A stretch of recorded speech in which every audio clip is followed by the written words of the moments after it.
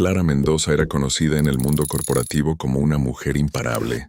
Había llegado a ser CEO antes de los 40, tomando decisiones que movían millones y dirigiendo a cientos de empleados con una precisión casi quirúrgica. Para ella, la empresa era una máquina que debía funcionar sin errores, y cada persona tenía un rol claramente definido.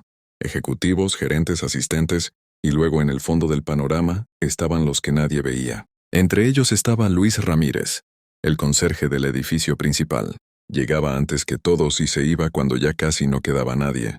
Limpiaba pasillos, oficinas, baños y salas de reuniones sin hacer ruido, sin quejarse, sin llamar la atención. Siempre saludaba con respeto, siempre con la misma expresión tranquila y cansada. Clara lo había visto cientos de veces, pero nunca lo había mirado de verdad. Aquella mañana algo rompió la rutina. Mientras Clara caminaba hacia la sala de juntas, escuchó una voz baja que salía del área de limpieza. Era Luis, hablando por teléfono, claramente preocupado.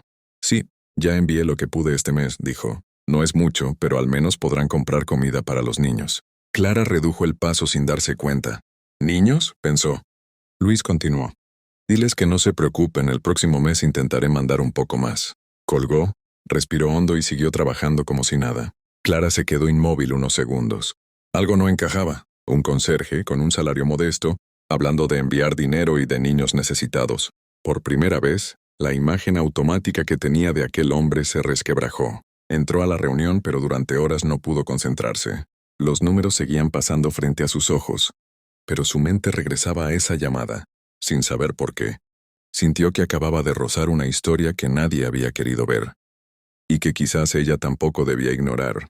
Esa misma tarde Clara no pudo resistir la inquietud. Acostumbrada a buscar respuestas en datos concretos, llamó al departamento de finanzas y solicitó un informe detallado de las donaciones recurrentes realizadas por empleados a través de la nómina. Lo pidió como una simple revisión administrativa, aunque en el fondo sabía que buscaba algo más.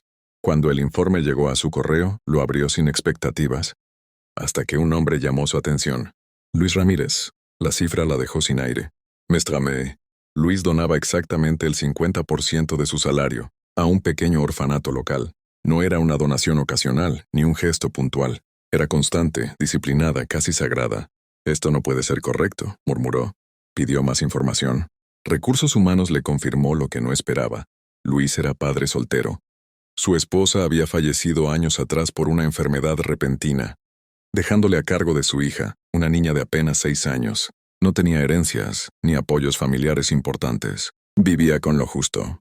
Clara sintió un peso incómodo en el pecho. Ella había donado grandes sumas a fundaciones prestigiosas, siempre con cámaras, eventos y beneficios fiscales de por medio.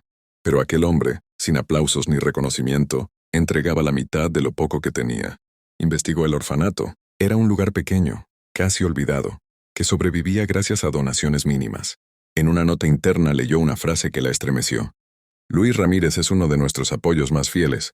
Siempre dice que los niños merecen sentir que alguien piensa en ellos. Clara cerró el archivo lentamente. Por primera vez en años no se sintió orgullosa de su éxito. Se sintió pequeña. Entendió que la verdadera grandeza no siempre está en los cargos altos, sino en los sacrificios silenciosos que nadie se detiene a contar. Al día siguiente, Clara pidió que Luis fuera llamado a su oficina. Cuando él recibió el aviso, su corazón se aceleró. Nunca antes lo había citado la CEO. Caminó por el pasillo con nervios visibles, imaginando errores, quejas o incluso un despido. Entró con cautela. Clara lo observó en silencio unos segundos. Ya no veía a un simple conserje, sino a un hombre cargando responsabilidades invisibles. Luis, toma asiento, dijo ella con suavidad. Él obedeció con las manos entrelazadas. He visto tus donaciones, continuó Clara sin rodeos. Donas la mitad de tu salario a un orfanato.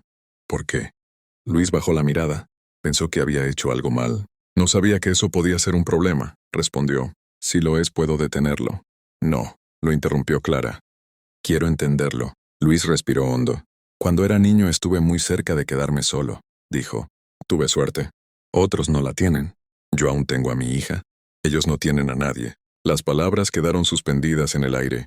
Clara sintió un nudo en la garganta. Pensó en su propia infancia acomodada, en las oportunidades que siempre había tenido. ¿Nunca pensaste en ti primero?, preguntó en voz baja. Luis sonrió con tristeza. Mi hija aprende viendo lo que hago.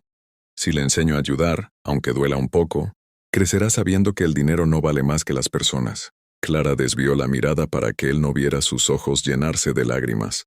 Luis, dijo finalmente, llevas años limpiando este edificio. Y hoy me limpiaste el alma. Él no entendió del todo, pero sintió que algo importante acababa de ocurrir. Una semana después, Clara convocó a todos los empleados a una reunión general. El auditorio estaba lleno. Nadie sabía el motivo. Luis se sentó al fondo, incómodo, intentando pasar desapercibido como siempre. Clara subió al escenario y miró a la audiencia.